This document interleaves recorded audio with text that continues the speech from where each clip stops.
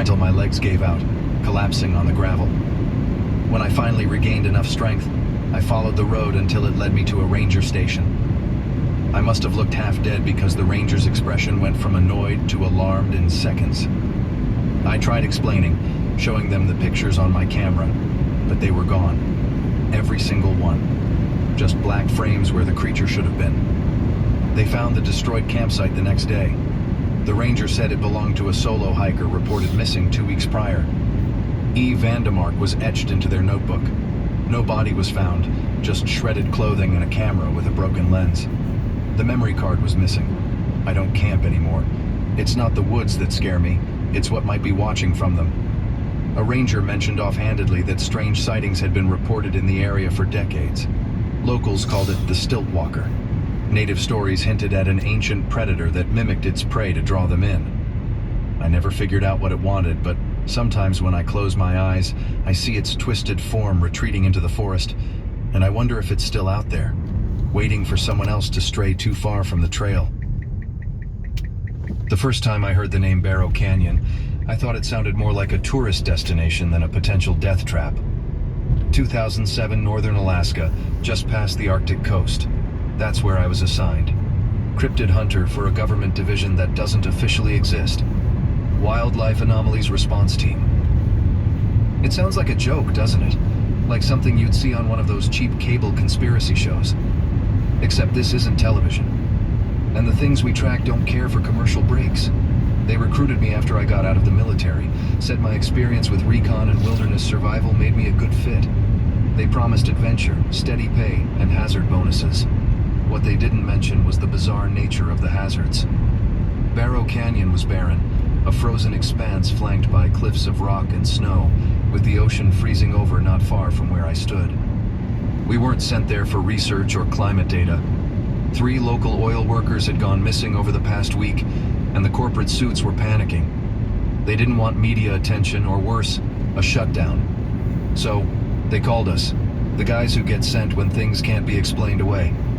My partner, Dan Foster, was one of those grizzled types who seemed to be built from a mix of old leather and bad decisions.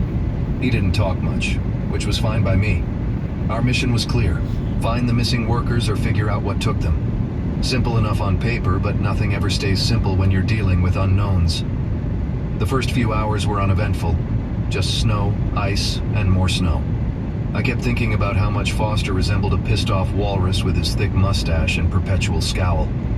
I wanted to break the silence with a joke, maybe about how he looked like he'd been carved out of driftwood, but I decided against it. Out here, every bit of energy counts. We found the first sign of trouble near an abandoned drilling site. The snow around the area was disturbed, like something large had dragged its bulk across it. There were deep grooves in the ice, and some of the machinery had been tossed aside like children's toys. Foster knelt down, running his gloved hand over the gouges. Too wide for a bear, too erratic for machinery, he muttered, more to himself than to me. He didn't sound curious, he sounded wary. I felt it too, the kind of tension that crawls up your spine when you know something's off, but you can't quite put your finger on it. We followed the trail. It led us deeper into the canyon, where the wind howled through the cliffs like a chorus of banshees. The temperature was dropping fast, and even with our gear, I could feel the cold gnawing at my bones. Foster stopped abruptly, raising a hand. I froze, scanning the area. "Look," he said, pointing ahead. In the dim light, I saw what he meant. Blood. A thin streak of it, frozen into the snow. We followed it cautiously, weapons ready. The trail led us to a crevice, wide enough for something to squeeze through, but too narrow for comfort. "We're not fitting in there," I said. "You got the drone?" Foster asked. I nodded, pulling out a small recon drone from my pack.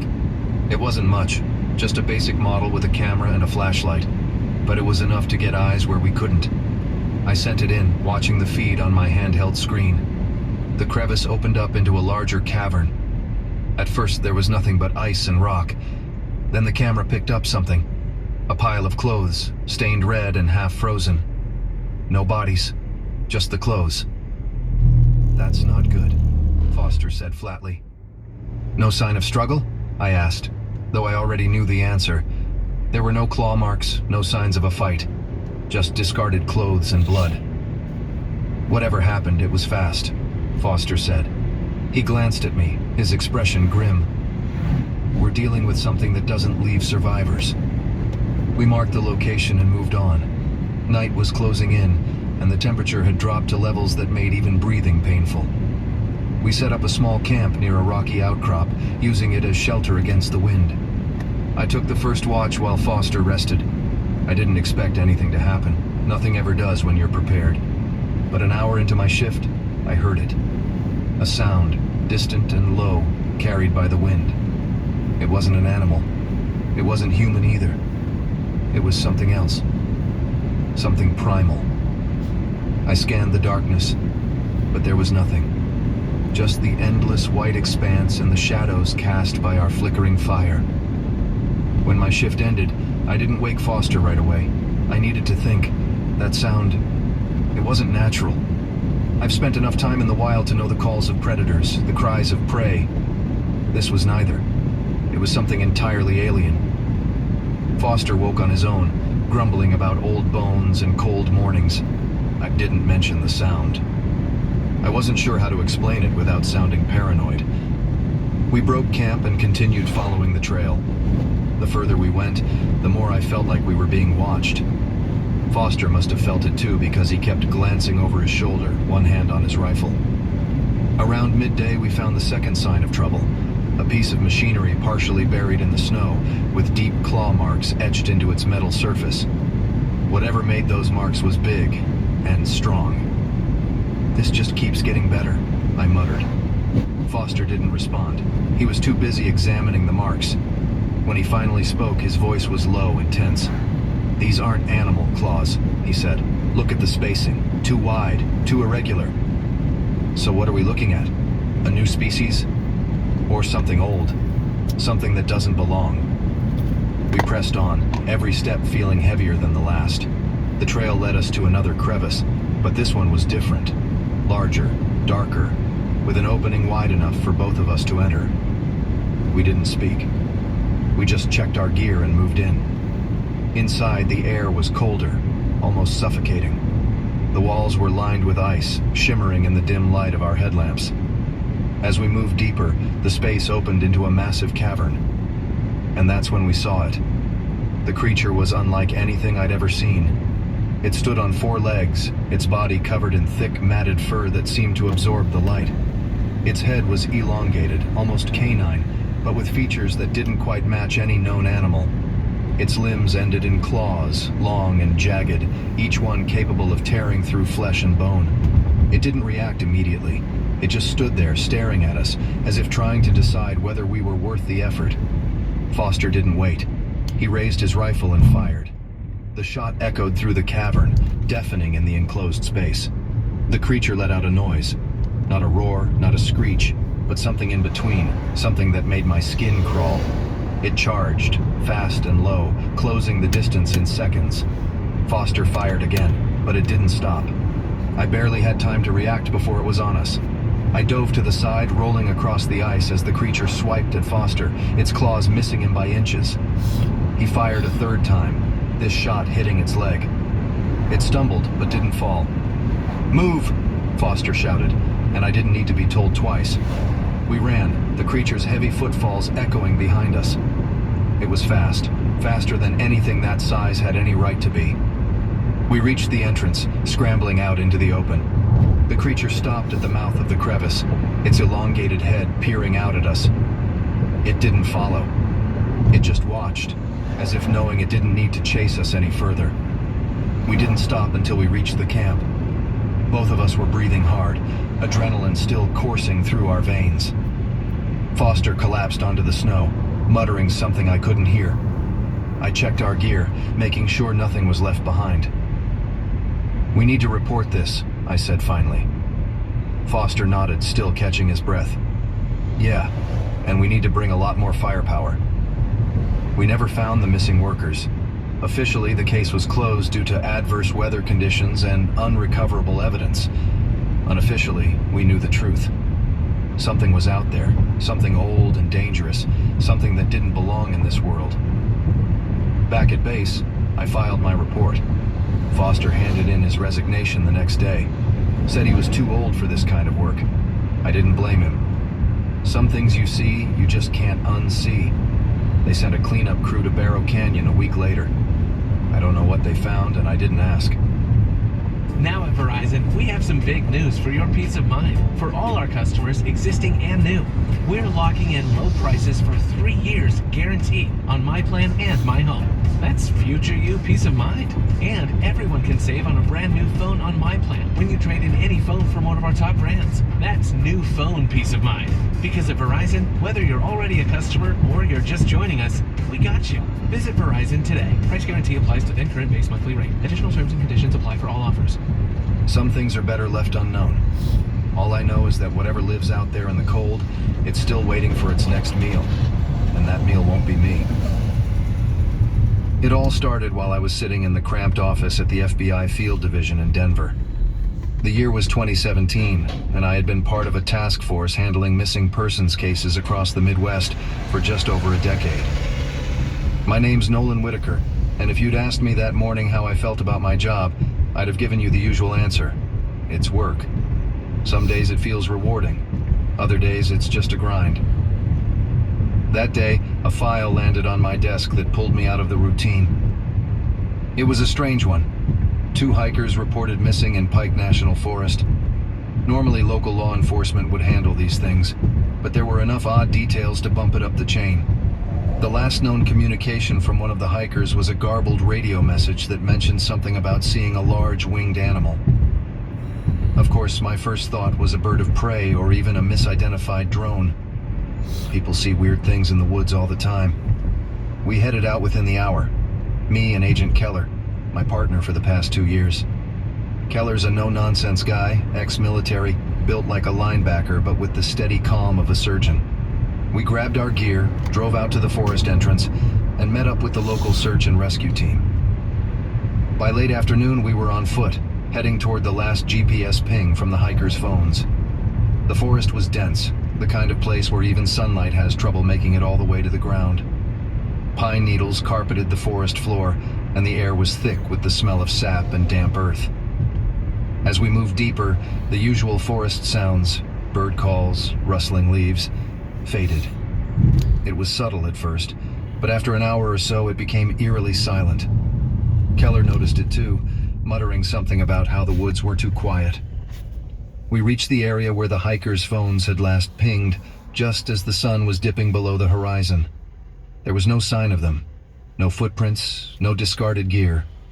Just more trees and silence. We decided to set up camp and continue the search in the morning. Keller cracked a joke about how he'd rather be home watching reruns of some old sitcom, but neither of us laughed. Around midnight, something woke me up. It wasn't a sound, more like an absence of sound. Even at night, forests have a rhythm. Crickets, the occasional rustle of a nocturnal animal. But this was different. It was as if the entire forest was holding its breath. Keller was already awake, sitting up with his flashlight pointed toward the trees. He didn't say anything, just gave me a look that said, "You hear it too?" I grabbed my flashlight and scanned the perimeter of our camp. That's when we saw it, movement about 30 yards out, something large weaving between the trees. At first I thought it might be a bear, but it moved too smoothly, too deliberately. Keller whispered that we should check it out. Against my better judgment, I agreed. We moved quietly, keeping our flashlights off to avoid drawing attention. As we got closer, I could make out more details. The thing was tall, maybe 7 or 8 feet, with long limbs and something resembling wings folded against its back. Its skin was dark and rough, almost like tree bark. We stopped about 10 yards away, crouching behind a fallen log. Keller reached for his radio to call in backup, but before he could, the thing turned its head toward us. It didn't have eyes, at least none that we could see, just a smooth, featureless face. For a moment, none of us moved. Then it let out a sound, a deep, vibrating hum that made the air around us feel heavier. Keller didn't wait. He pulled his sidearm and fired 2 shots. Both hit, but the thing barely flinched. Instead, it unfolded its wings, massive, leathery things that made it look even more alien. It leapt into the air, disappearing into the canopy above. We scrambled back to camp, packed up our gear in record time, and started the hike back toward the forest entrance. Neither of us said much. What was there to say? We both knew what we'd seen wasn't something we could easily explain. As dawn broke, we reached the edge of the forest and met up with the local search and rescue team. Keller and I exchanged a glance, silently agreeing not to mention the creature. We gave a standard report. No sign of the hikers, still searching, might need more resources. That afternoon, Keller stayed behind to coordinate with the locals while I went back in with 2 rangers. We stuck to a different trail this time, one that led us deeper into the forest. Around noon, we found something, a torn backpack hanging from a tree branch about 15 feet up. Claw marks scored the tree trunk beneath it, and the ground was littered with shredded fabric and what looked like tufts of fur. One of the No, rangers man, let me get radioed 2 in while breakfast I examined burritos the and area. a medium orange That's when I juice, noticed please. the tracks. Yes, Spaced, as if whatever made them was both heavy and capable of leaping great distances. The tracks led further into the woods toward a rocky outcrop. We followed them, weapons drawn. The air grew colder the closer we got to the rocks, and the silence returned, more oppressive than before. At the base of the outcrop, we found a small cave entrance. The tracks led inside. I radioed Keller, telling him what we'd found. He advised caution, but we were already too far in to turn back. The rangers and I entered the cave, flashlights sweeping the narrow passage. About 50 feet in, the passage opened into a larger chamber. That's where we found them, the hikers, or what was left of them. The bodies were torn apart, limbs scattered across the cave floor. It was a grisly scene, one that turned my stomach despite the years I'd spent dealing with violent crime. One of the rangers muttered a curse under his breath, and I couldn't blame him. As we secured the area, something moved in the shadows at the far end of the chamber. I raised my weapon, signaling the others to do the same. Slowly, the thing emerged from the darkness. It was the same creature we'd seen the night before, but now there were 2 of them. We didn't wait for them to make the first move. I fired, aiming for the chest of the closest one. The rangers followed suit. The creatures reacted this time, one of them letting out a high-pitched shriek as it staggered back. The second one lunged toward us, covering the distance faster than anything that size should be able to. One of the rangers went down, clawed across the chest. The other ranger and I kept firing, aiming for the head and torso. After what felt like an eternity, the creatures retreated, disappearing into a narrow tunnel at the back of the chamber. We grabbed the injured ranger and got out of there as fast as we could. By the time we reached the forest entrance, Keller was waiting with a team of armed agents. We gave a brief report, and the injured ranger was taken to the hospital. Officially, the cause of death for the hikers was listed as an animal attack. Unofficially, Keller and I knew better. Over the next few weeks, the area was quietly cordoned off, and a deeper investigation was launched. The creatures were never found, but traces of their presence, strange tracks, claw marks, remnants of torn fabric, were documented. The case was eventually closed, filed away as one of those unsolved mysteries that would probably never see the light of day. Back at the office, Keller and I had a standing rule. We didn't talk about Pike National Forest. Not with each other, not with anyone else. Some things are better left unexplored. I still work missing persons cases, though I've been a bit more selective about which ones I take. As for Keller, he retired a year later. Last I heard, he bought a cabin up in Montana, far from any forests. Can't say I blame him. As for me, well, let's just say I don't go camping anymore. You probably know Vistaprint for business cards, but did you know we print everything you need to brand your business? We print banners and signs that help you stand out, and must-have merch like tote bags, t-shirts, and hoodies. Right now, new customers can get 20% off with code NEW20, because if you need it, we print it at Vistaprint.com. My name's Darren Halloway. I've been working as a fire lookout for nearly 6 years now, stationed deep within the Cascades of Washington State.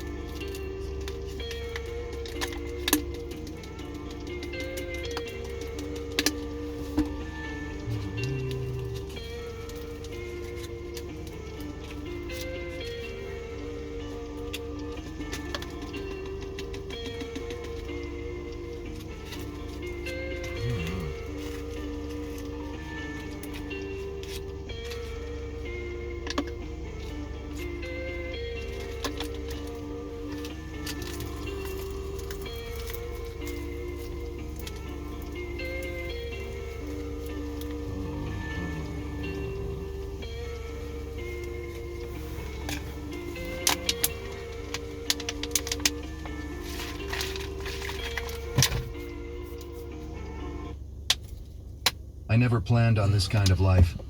Growing up in Seattle, I figured I'd end up in some tech job, sitting behind a desk and staring at spreadsheets. But after my brother passed away in a climbing accident, I couldn't stand the city anymore. Too many memories, too much noise. So I packed up, left it all behind, and somehow ended up here, surrounded by trees, miles from civilization. The year was 2015, and I figured isolation might give me some peace.